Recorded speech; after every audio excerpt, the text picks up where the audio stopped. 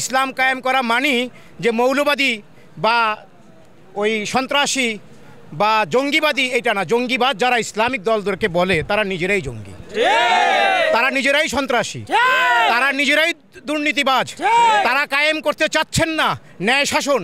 ন্যায় শাসন কায়েম করলে তারা জুলুম করতে পারবে না, অপরাধ করতে পারবে না, দখলবাজি করতে পারবে না, চাঁদাবাজি করতে পারবে না, মদ জুয়ার আড্ডা করতে পারবে না, টেন্ডারবাজি করতে পারবে না, ক্যাসিনো খুলতে পারবে না, সন্ত্রাসীদেরকে লাইসেন্স দিতে পারবে না, অস্ত্রধারী সন্ত্রাস রাস্তা নামাতে পারবে না, সাধারণ মানুষের ঘর বাড়ি দখল করতে পারবে না।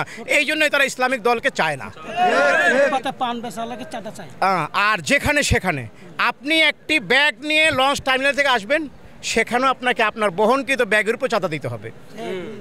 আপনি নৌকা পার হবেন, এই জায়গার নেতা বলেছেন এখন থেকে 10 টাকার জায়গায় আপনাকে 20 টাকা দিতে হবে, না হলে আপনি নৌকা পার হতে পারবেন না। সাঁতরিয়ে পার হন, না হলে সাঁতরাইও পার হতে পারবেন না, কারণ নদী তো আমাদের নিজের নেয়া, রাস্তাটা আমাদের। তরকারি বিক্রি করতে হলে আমাদের কাছে জিজ্ঞেস করতে হবে তরকারিলা কী দামে বিক্রি করবে। রুটিওয়ালা রুটি বিক্রি করতে হলে আমাদের কাছে জিজ্ঞেস করতে হবে কী দামে রুটি বিক্রি করবে। আমরা কি চাই আবার তারা আসুক?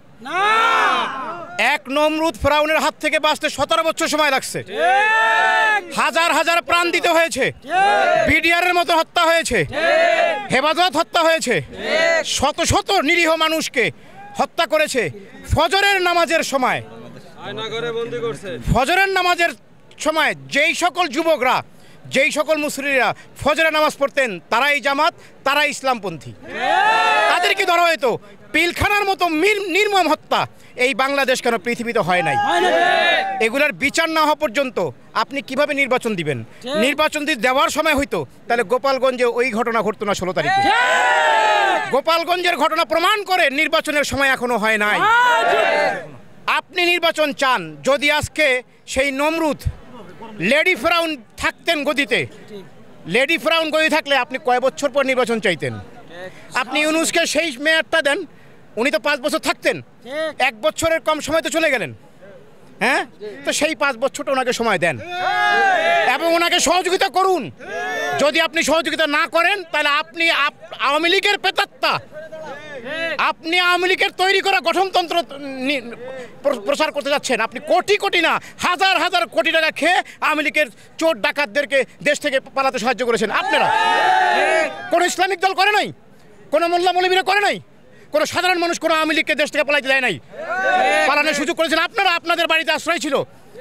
আজকে আপনি বলবেন যে নির্বাচন দেন, দেশ সুস্থ নির্বাচন চায়। সুস্থ নির্বাচন কে না চায়? কিন্তু সেই সুস্থ নির্বাচন তো আপনি হতে দিবেন না। আপনি আগেই বাক্স ঘরে নিয়ে রেখে দিয়েছেন। আমরা চলে আসছি ক্ষমতা, আপনি চলে আসবেন কি ভোটটা কি আপনার না জনগণের?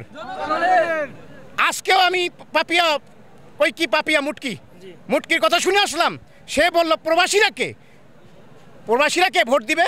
প্রবাসীরা যদি ভোট নাই দিতে পারে, আপনার প্রবাসী নেতা তারেক জিয়াকে এই দেশে নাগরিক হয়ে ভোট দিবে? তারেককে প্রশ্ন করেছে কি নাগরিক?